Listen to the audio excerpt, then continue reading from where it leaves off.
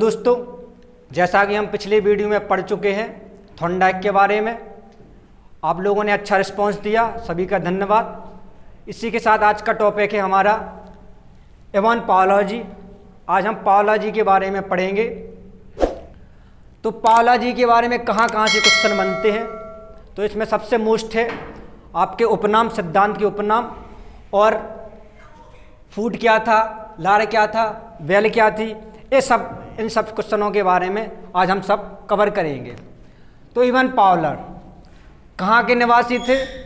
रूस के निवासी थे। अध्ययन किस पर किया था? पाचन क्रिया पर अध्ययन किया था। इसी पर इनको 1904 में नोबेल प्राइज मिला था। किस पर प्रयोग किया? कुत्ता पर प्रयोग किया। ठीक है। इसके बाद इवान पावलर को ही अनुबंधन का जनक कहा जाता है। अनुबंधन को कहते हैं इंग्लिश में कंडीशनिंग। तो कंडीशनिंग होती क्या है, सबसे पहले ये समझेंगे। जब हम स्टिमुलस और रिस्पॉन्स के बीच में संबंध बनाते हैं, उसी को ही कंडीशनिंग कहा गया है। मतलब कि हम स्टिमुलस और रिस्पॉन्स के बीच में एक एसोसिएशन कहते हैं, उसको ही अनुबंधन कहते हैं। जैसे कि हम एक एग्जाम्पल के तौर पे समझते हैं। बच्चे स्कूल में पढ़ते हैं, जब छुट्टी होती है, घंटी बजती है तेज, तो वो दौड़ लगा देते हैं। उन्होंने क्या किया, जैसे ही घंटी बजी वैसे ही उन्होंने दौड़ लगा दी। तो इससे हम कह सकते हैं इसी को ही अनुबंधन कहा गया। मतलब उन्होंने इस घंटी के बीच में और छुट्टी होने के बाद तुरंत दौड़ लगा दी, इसके बीच में एक अनुबंधन बना लिया, इसको ही अनुबंधन कहा गया है।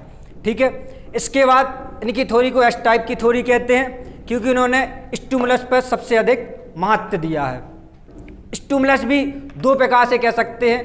पहला होता है नेचुरल, दूसरा होता है आर्टिफिशियल।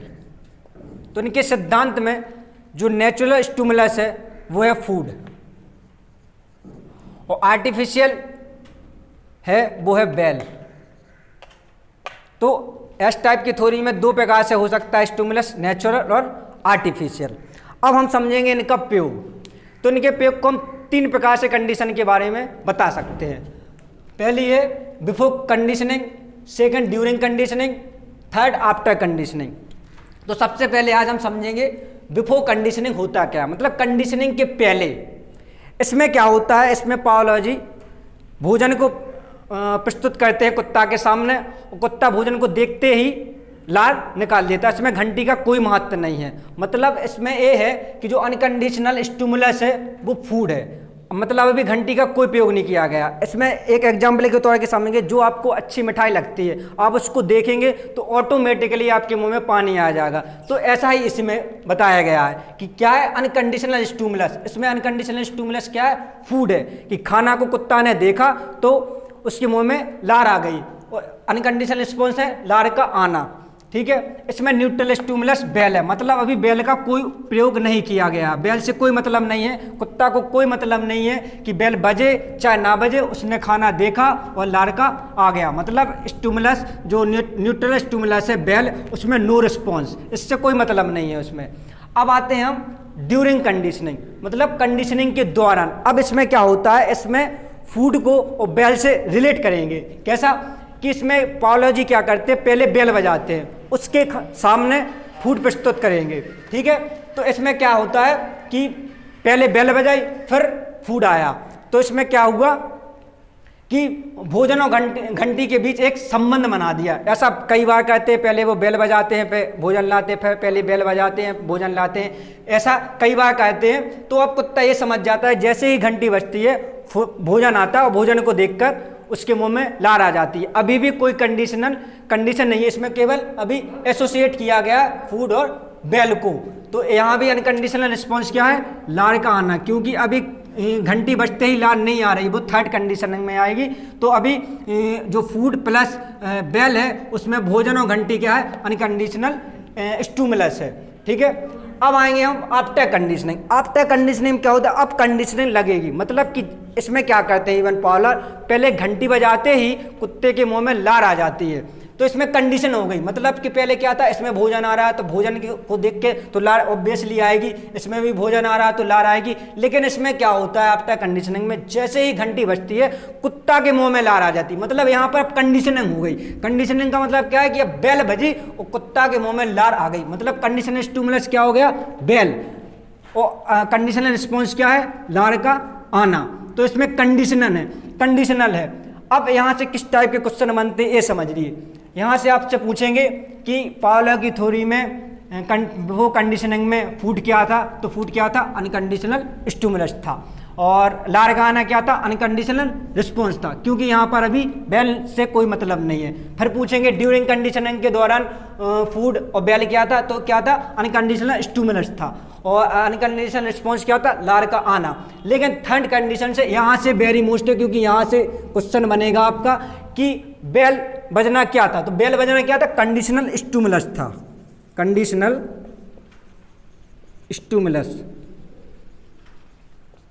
स्टिमुलस था। तो मतलब बेल बजती है, वैसे ही कंडीशनल रिस्पॉन्स कुत्ता करता है। तो यहाँ से हम समझ सकते हैं कि कंडीशनल स्टिमुलस बेल थी और कंडीशनल रिस्पॉन्स लार का आना था। ठीक है, इसके बाद हम पढ़ेंगे सिद्धांत। इवन पावलर के सिद्धांत क्या क्या थे, क्या यानी कि उपनाम थे, उपनाम के बारे में पढ़ेंगे। तो पहला इनका सिद्धांत क्या था, अनुकूलित अनुक्रिया का सिद्धांत, इसको ही CR थ्योरी कहा गया है। ठीक है, दूसरा है शास्त्रीय अनुबंधन का सिद्धांत, इसके बाद है S type theory. S type theory even Fowler ने सबसे ज़्यादा स्टिमुलस पर अधिक फोकस किया है। देखिए यहाँ से कन्फ्यूजन क्रिएट होता है कि SR थ्योरी किसने दी है, वो दी है थॉर्नडाइक जी ने। ठीक है, इसके बाद एस थ्योरी किसने दी है, पावलर ने। CR theory पावलव, R theory Skinner, और RS थ्योरी भी स्किनर। ये वेरी मोस्ट है, इनको समझ लीजिए अच्छी तरह से, इनमें कन्फ्यूजन नहीं होना है। ठीक है, इसके बाद परंपरागत संबद्धता का सिद्धांत भी इवन पावलर का है। अनुबंधन की गोचर की शुरुआत भी इवन पावलर जी ने की है। प्राचीन अनुबंधन का सिद्धांत भी इवन पावलर का है। प्रतिवादी अनुबंधन सिद्धांत भी इवन पावलर का है।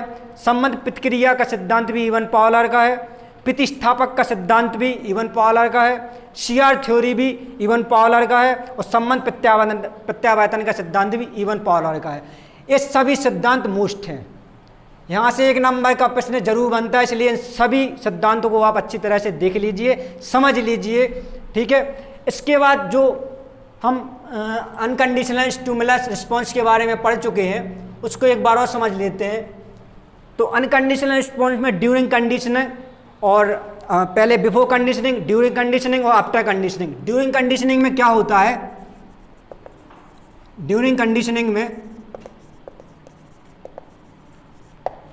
UCS फूड है, मतलब अनकंडीशनल स्टिमुलस। यहाँ अभी कोई घंटी का कोई मतलब नहीं है, यहाँ कुत्ता ने खाना देखा और उसके मुंह से अनकंडीशनल रिस्पॉन्स क्या है, लार का आना, मतलब अभी घंटी से कोई मतलब नहीं है। यहाँ पर घंटी क्या है, न्यूट्रल है, चाहे घंटी बजाइए चाहे नहीं बजाइए कोई मतलब नहीं। यहाँ कुत्ता ने खाना देखा है, उसके मुंह से लार आई है, तो अनकंडीशनल रिस्पॉन्स हो गया लार का आना, अनकंडीशनल स्टिमुलस हो गया फूड। ये बिफोर कंडीशनिंग के दौरान होता है। अब हम समझते हैं ड्यूरिंग कंडीशनिंग। ड्यूरिंग कंडीशनिंग में क्या होता है, फूड प्लस बेल को एसोसिएट करते हैं। इसमें क्या कहते हैं पावलर जी, पहले बेल बजाते हैं, उसके बाद फूड पेश करते हैं। तो ऐसा भी कई बार कहते हैं, तो जैसे ही कुत्ता समझ जाता है कि घंटी बजती है और खाना आ जाता है। तो इसमें अभी कोई कंडीशन नहीं लगी है, क्योंकि फूड अभी भी आ रहा है, तो इसमें अनकंडीशनल है। तो अनकंडीशनल स्टिमुलस क्या हो गया, UCS क्या हो गया, फूड प्लस बेल, और अनकंडीशनल रिस्पॉन्स क्या है, लार का आना, क्योंकि अभी भी कोई कंडीशन नहीं लगी है, क्योंकि फूड अभी भी आ रहा है। और आफ्टर कंडीशनिंग क्या होगा, आफ्टर कंडीशनिंग के दौरान अब कंडीशनल लग जाएगी, मतलब कि कंडीशनिंग क्या होगा, कंडीशनल स्टिमुलस इसमें बेल हो गया, कि जैसे ही बेल बजती है वो कुत्ते के मुंह से लार आ जाती है। तो कंडीशनल स्टिमुलस क्या है इसमें, बेल, कंडीशनल रिस्पॉन्स क्या है, लार का आना, क्योंकि इसमें अब फूड नहीं आ रहा है, मतलब कंडीशन हो गई। देखो पहले क्या था कि फूड आ रहा है तो लार तो आएगी ही, इसमें क्या घंटी बजी फिर भी फूड आया तो इसमें भी लार तो आएगी, क्योंकि खाना को देख के जो भी आपको अच्छी चीज़ लगती है उसमें आपको पानी, मुंह में पानी तो आएगा ही, लेकिन इसमें केवल घंटी बजती है, वो घंटी बजती ही कुत्ता के मुंह से लार आ जाती है। लेकिन यदि आप ये बार बार करेंगे कि घंटी बजाएंगे खाना नहीं लाएंगे, फिर घंटी बजाएंगे खाना नहीं आएंगे, तो कुत्ता समझ जाएगा फिर कि नहीं अब नहीं आएगी, फिर उसके बीच में ये विलुप्त हो जाएगी। तो इसलिए ये वेरी मोस्ट है और सिद्धांत भी मोस्ट है, इनको आप अच्छी तरह से देख लीजिए, समझ लीजिए और इसके बाद आप क्यूज कीजिए, उसके बाद क्वेश्चन को देखिए कहाँ कहाँ से क्वेश्चन बनते हैं। Thank you. सभी लोग चैनल को सब्सक्राइब कीजिए, शेयर करें, अधिक से अधिक लाइक करें। धन्यवाद।